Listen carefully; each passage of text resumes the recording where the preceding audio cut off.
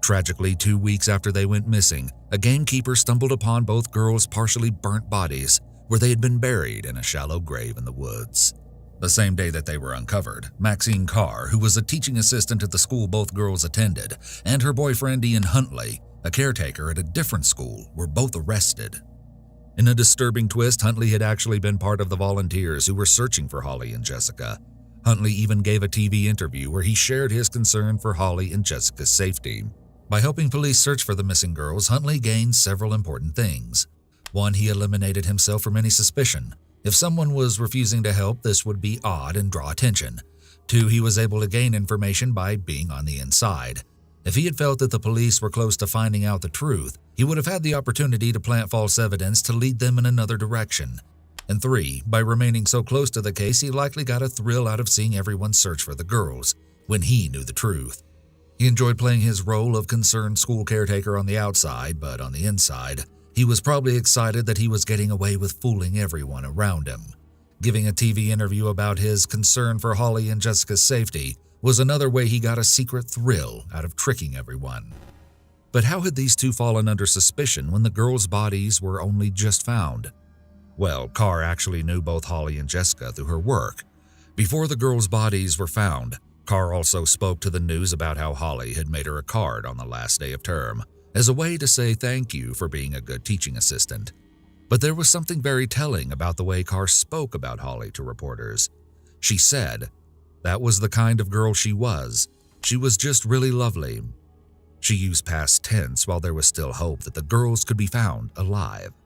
It was this slip of the tongue which indicated that Carr knew far more than what she was admitting, and brought suspicion on both her and Huntley.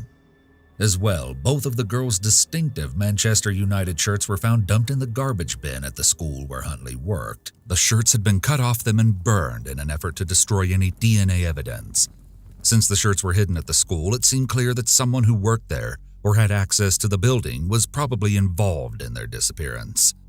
Soon after the girls' bodies were found, a very specific specialist was brought in to see if there was any evidence that would crack the case. Patricia Wiltshire, a forensic botanist, was contacted. Never heard of a forensic botanist? Well, that's because there aren't many. In fact, Wiltshire was the only forensic ecologist and botanist in the United Kingdom at the time who specialized in the location of human remains and the linking of offenders to the scene of crime. Wiltshire noticed an incredibly small detail that, until that point, had been overlooked, though I think you'll understand why no one else noticed it. Wiltshire noted that there was a section of nettles in the brush that were growing new side shoots. This only happens when the nettles have been stepped on. Taking an even closer look and the pattern of nodes on the side branches, Wiltshire was able to work out that the nettles had been stepped on precisely 13 and a half days before. This key evidence was used to show that the girls must have been buried soon after they had gone missing. As well, Wiltshire used the trodden nettles to establish a possible path that the killer had likely used to bring the bodies into the woods. Police then followed this trail and found one of Jessica's hairs on a twig, proving that she was right about the path. Wiltshire then examined Huntley's shoes and determined that they had pollen on them which matched the same kind found along the path. Carr had lied to the police in order to give her boyfriend an alibi to cover up his crimes. Initially, Carr may have acted out of fear. Perhaps she knew that Huntley had killed the girls, but she may have been afraid for her own life if she didn't help him. Huntley and Carr's relationship prior to the murders was described as turbulent. Given his history, it is possible that Huntley was violent or verbally abusive to Carr. Her motive for lying about being with him the night of the murder may have been self-protective. Confronted with this evidence, Huntley began to behave strangely in police interviews. Investigators noted that his body language changed when he was asked, "Was there any occasion, Ian, when you had physical contact with the girls?" Huntley said, "Physical contact? No." Huntley displays several symptoms of antisocial personality disorder, including disregarding the law, being deceitful, acting impulsively, being aggressive, and having a lack of remorse. Many people who commit great acts of violence such as this have a history of trauma from their own childhood. Huntley was allegedly bullied so badly that he switched to a new school when he was 13. He likely felt very out of control when he was bullied at this young age, which may have triggered something in his personality to switch. The girls he killed were a similar age to him when he was bullied. Perhaps in his mind, he finally felt like he was in control of what happened to him. When he was 18, he had a history of relationships with young girls before he ever met Holly and Jessica, including girls as young as 13.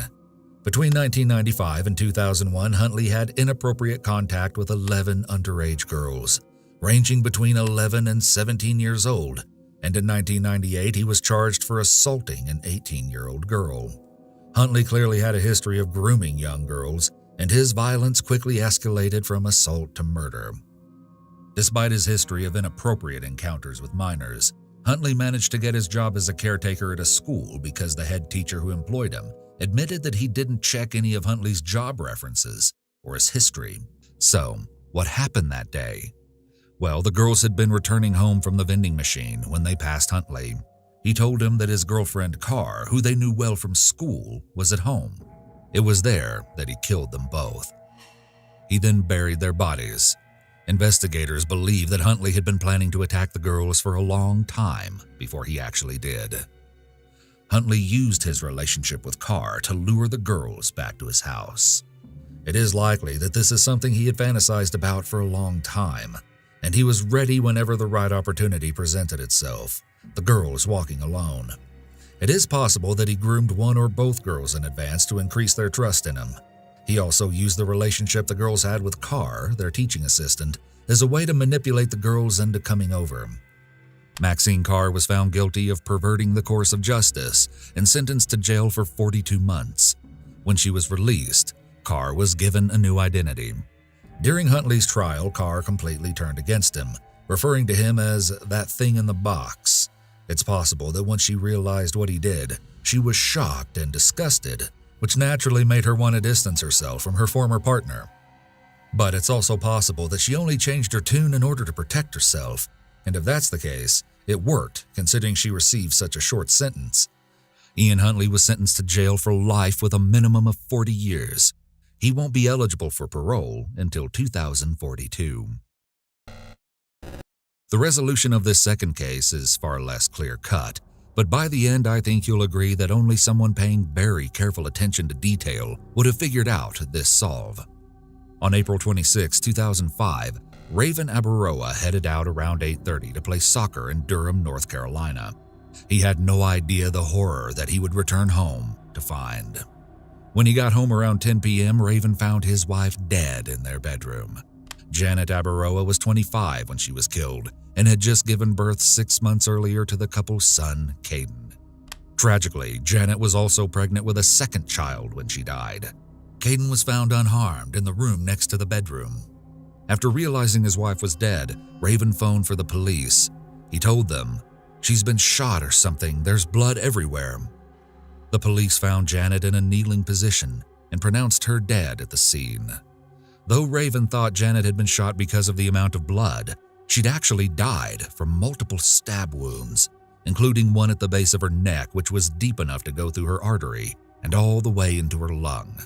She was also stabbed in the chest and one of her fingers was slashed. On the day that she died, Janet had picked up Caden from his daycare before she met up with Raven and another member of their Church of Jesus Christ of Latter-day Saints. Raven told investigators that before he left to play soccer, Janet had started to get ready to go to bed around 8 p.m. The specifics of this story eventually revealed the small clue needed to understand what happened to Janet that night.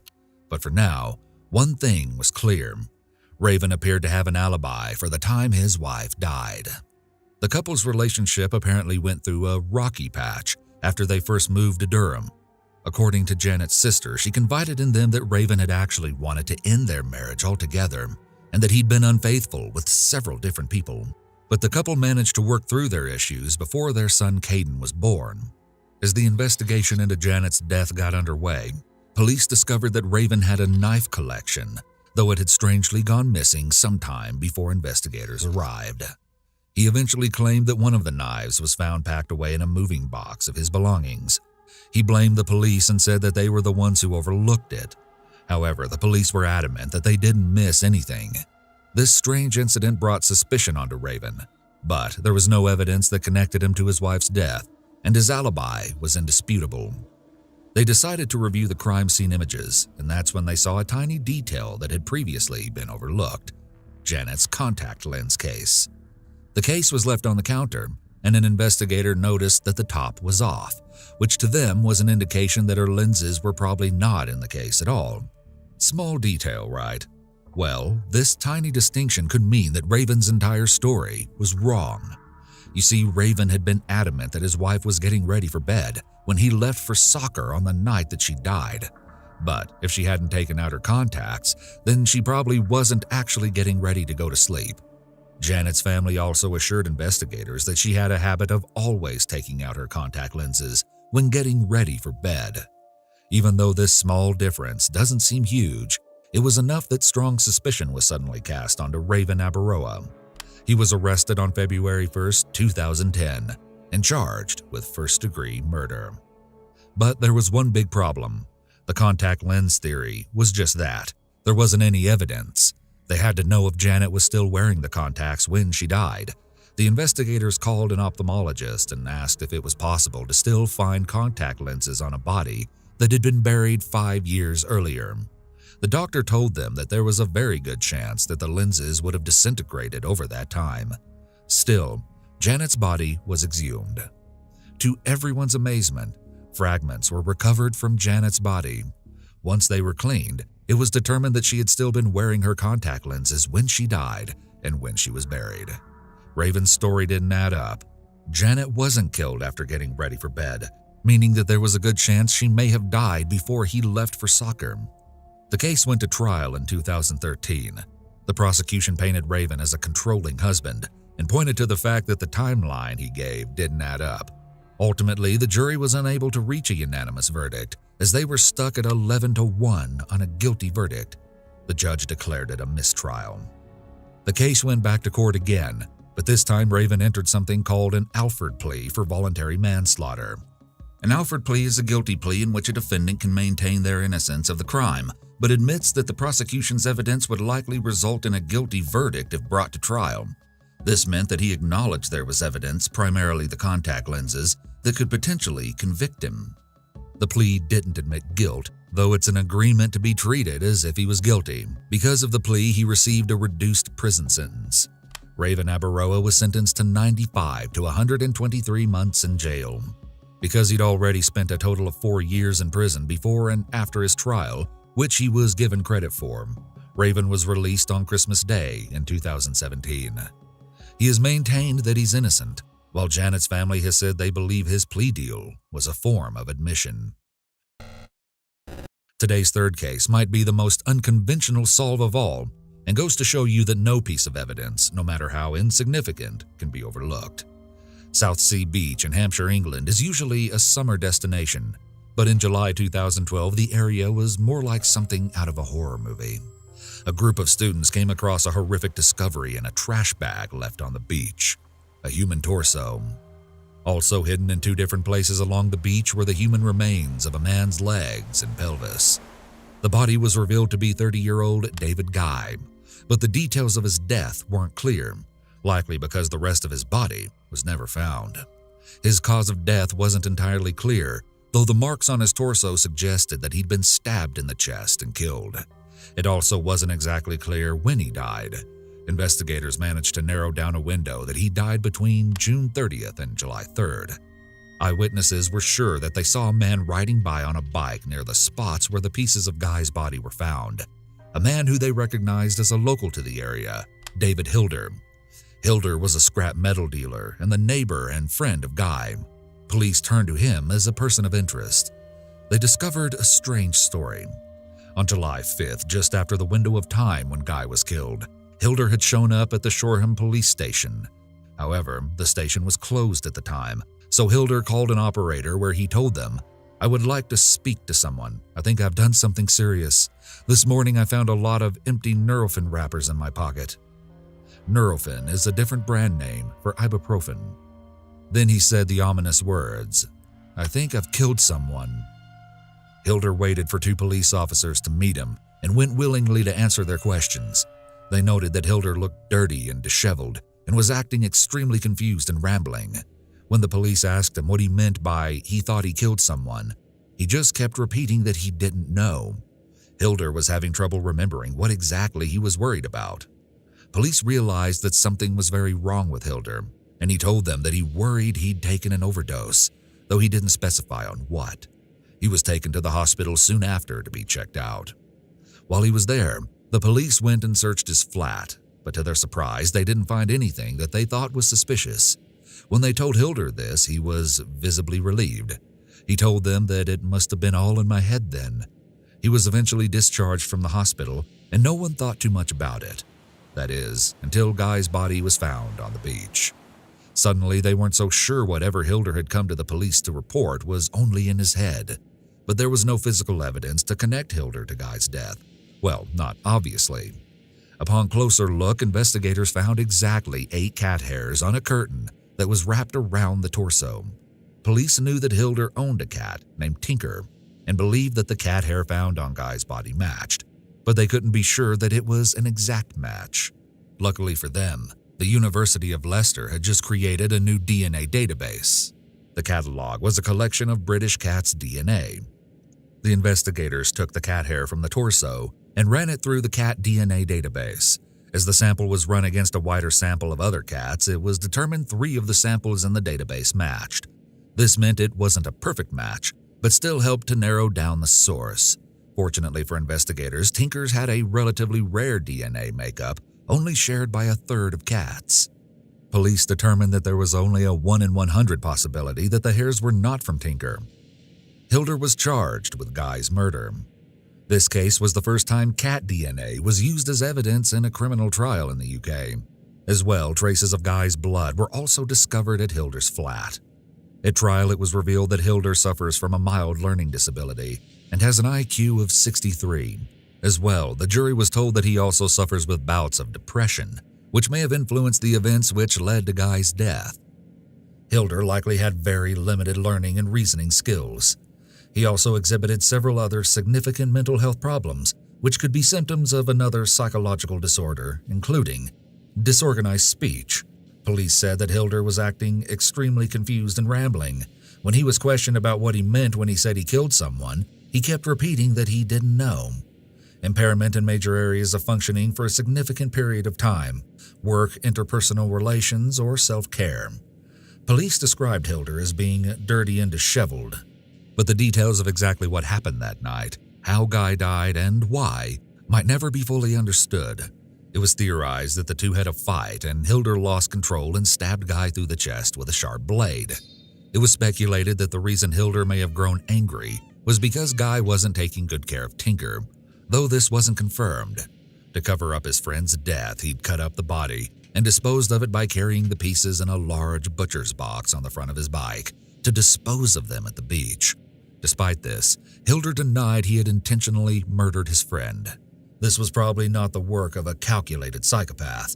Psychopaths are known for being charming, highly intelligent, and possessing a grandiose sense of self, which does not seem to describe Hilder at all, and the jury agreed.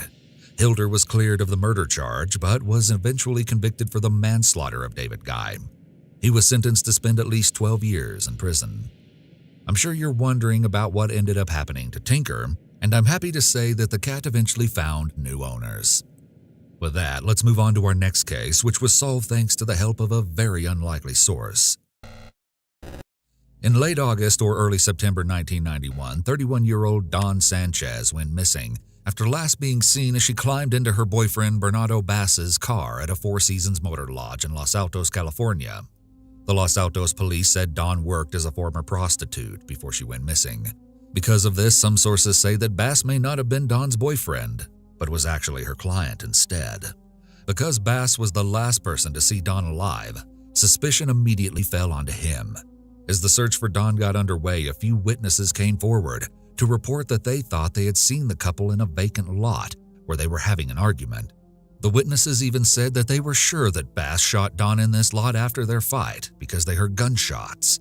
With this information in mind, Bass was charged with her death. Despite these testimonies, police struggled to ever find any evidence that actually supported them. The FBI became involved and helped in the search of a Santa Clara Creek looking for Dawn's body. They never found the corpse, the gun allegedly used to kill her, or Bass's 1979 Pontiac Grand Prix car. Tragically, Dawn's case was dismissed in 1992, because of insufficient evidence, Bass simply walked away. It wasn't until 2007, 16 years later, that Dawn's cold case was suddenly reopened. It's believed that an informant contacted the police to say that the car they were looking for was probably disassembled and then buried below a large abandoned lot in El Viso, which is why they couldn't find it. Almost immediately, police hit a dead end trying to figure it out. They were using a metal detector and the lot was filled with both buried and surface metal debris. The police then searched the property owned by Bass's family. His parents owned 2 properties in Santa Clara where Bass lived for 2 decades in a small converted garage with boarded-up windows in the backyard. This meant he was living there when Dawn went missing. Investigators found a large closet in Bass's bedroom, which had something that they described as a kind of niche that was about 20 inches wide and 4 feet deep. A family member told the police Bass mentioned the niche to them and made the creepy comment that, "I have to seal this off in case the police ever search here." Because Bass and Dawn were allegedly dating when she disappeared, her death was possibly a result of domestic violence. Bass was described as a jealous, controlling boyfriend, and Sanchez was afraid of him. Despite Bass's claims that he was just one of Dawn's clients, police found evidence to the contrary, love letters written by Bass to Dawn. In the letters, Bass said he wanted to marry her and have children with her. It's possible that this was a very one-sided relationship, with Bass being obsessed with Dawn and Dawn rejecting him. He was deeply jealous, and her way of making a living probably enraged him as she would frequently be entertaining other men. Dawn being a prostitute may have been part of the reason that Bass decided to kill her. He may have felt that she was an easy target and that she wouldn't be missed. She may have had limited family or other social support. In fact, she was last seen on August 30th, 1991, but she wasn't even reported missing until early October. Bass wasn't charged until later in October, 2 months after she disappeared. That gave him plenty of time to get rid of the evidence. Prostitutes are often a target of serial killers, such as the infamous Jack the Ripper or the Long Island serial killer. Shockingly, 32% of U.S. serial murder female victims between 1970 and 2009 were known prostitutes. Though they didn't find any human remains, the police brought in cadaver dogs, all of which indicated that they scented human remains in the closet. It takes a truly disturbed person to continue to live in a small, converted garage apartment where they have hidden a body. Once again, Bass was charged with Dawn's death. Investigators theorized that Bass must have shot her in his car, then hid Dawn's body in the niche after killing her, until he figured out where to hide it. Because of the evidence in the vehicle, he dismantled it and hidden the pieces under the lot. But they still needed evidence. Excavating the entire lot would be far too expensive, and so the district attorney decided to reach out to an unlikely source for help: the United States Geological Survey. They agreed to help and brought in the aid of investigators from NASA's Payload-Directed Flight Research Group. This group developed technologies which help Earth science missions to gather data using magnetic and ground-penetrating radar sensors, which is what they brought in to map the lot. A rover went over the lot and used magnetic rays to map the areas where investigators would most likely find the car, and it worked. These specific parts of the lot were excavated and revealed parts of a car that matched Bass's missing Pontiac. At first, Bass pleaded not guilty to the charges of voluntary manslaughter, but he later changed his plea to no contest when presented with the evidence of the car. He also changed his plea in order to avoid the risk of receiving a 25-year-to-life sentence.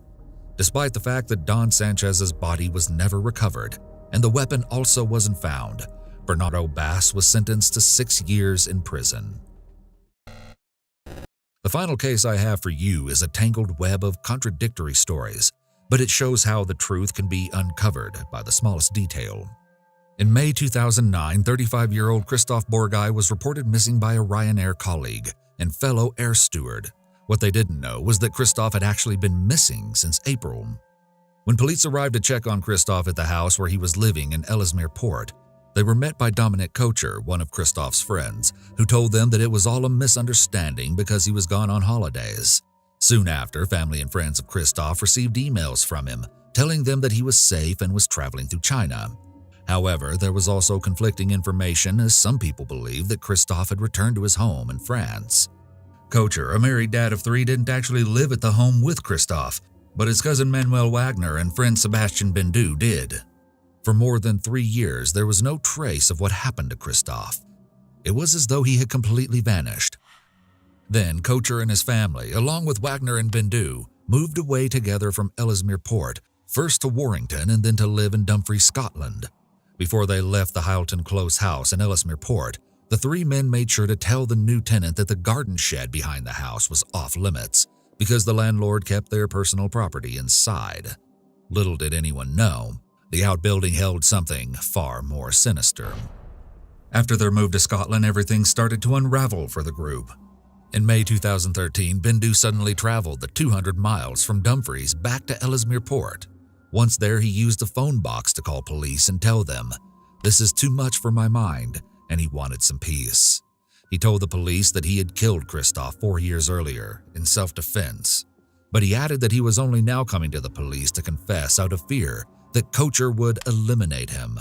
He led police to the garden shed where he said Christoph's body was buried below in a cement tomb. Later, Bindu completely changed his confession, saying that he hadn't acted alone and that Kocher had also been involved in Christoph's death. Kocher denied it. According to Bindu's new story, Christoph had been in his room when he was called into what was essentially a specially prepared kill room in their kitchen. There he was met with Bindu and Kocher, who were wearing blue plastic overshoes and standing on tarpaulin, a heavy waterproof cloth. Kocher held a knife to Christoph's throat. Then Bindu took a claw hammer and hit him in the head 3 times, cracking his skull. Kocher then stabbed Christoph in the neck with a paring knife before his body was wrapped up in the tarpaulin and a duvet cover. Kocher mixed some cement and Christoph's body was sealed inside a concrete tomb below the garden shed. However, once again Bindu told a completely different story. This time he included Wagner. Bindu claimed that he'd walked in on Kocher holding a knife to Christoph's neck as Wagner hit him in the head with a hammer. He said that Wagner kept hitting Christoph another 10 times. Kocher then stabbed Christoph and Bindu himself joined in to deliver the fatal blow. When he was arrested, Wagner denied all of it and said that he thought Christoph was off living happily ever after in China with a girlfriend. Even though in his version of events he'd nothing to do with Christoph's death, Wagner later admitted that he unknowingly helped to move Christoph's body when Bindu asked for him to help move a tarpaulin-wrapped package. Wagner claimed he thought it was just some garbage. With everyone giving conflicting stories, it was hard for investigators to figure out what exactly was the truth and who played what role in Christoph's death. They excavated the concrete tomb below the shed and found it contained a low brick wall that was used to hide the gruesome evidence. Christoph's body was below, wrapped in tarpaulin along with the claw hammer, the 2 knives used to kill him, the handle of another knife, and the SIM card for Christoph's phone. But what was most telling was that Christoph had been buried with 3 separate layers of concrete over top. Each layer showed a kind of timeline of when it was poured. It was an analysis of the concrete that helped to narrow down who was the ringleader in orchestrating Christoph's death. You see, in the weeks before, Kocher bought concrete, bricks, limestone chipping, and also 3 paring knives. The composition of concrete used to make the chamber below the shed matched the concrete Kocher bought. Finally, investigators had evidence to sort through the conflicting statements given by the men. Regardless of who dealt which blow, it seemed that Kocher had been the one to plan Christoph's death and concrete burial. At first, Manuel Wagner was not charged with murder and cleared because of insufficient evidence. But when Bindu changed his story, Wagner was later charged and a jury found him unanimously guilty. He was sentenced to life with a minimum of 16 years behind bars. In 2014, Sebastian Bindu was diagnosed as having paranoid schizophrenia and in a separate trial was found guilty of murder and received a 14-year minimum life sentence. As the ringleader, Dominic Kocher was sentenced to jail for life with a minimum of 23 years. Even with Christoph's killers sentenced and behind bars, one thing was still missing: the motive. Because Kocher never admitted his guilt, he also never gave a reason for Christoph's death. But there are some theories. Kocher was unemployed, but he had come to an odd arrangement with Christoph, Bindu, and Wagner, where he cooked, cleaned, and did their laundry, and in exchange they put their wages directly into his bank account. But Christoph may have been planning to move to Belgium and leave Kocher without an income, which would have upset him. Bindu later alleged that Christoph and Wagner had a relationship which Kocher could not stand. It appears that the most likely motivation in the murder was money. Kocher, Wagner, Christoph, and Bindu had a very odd arrangement. It's possible that Christoph brought in the most money, so losing that income would have caused a big problem for Kocher. He may have felt he was losing control as well as money when Christoph decided to leave, so he made the plan to kill him out of revenge. Bindu also reported that Christoph and Wagner had a relationship, so jealousy could also be a motive. Kocher was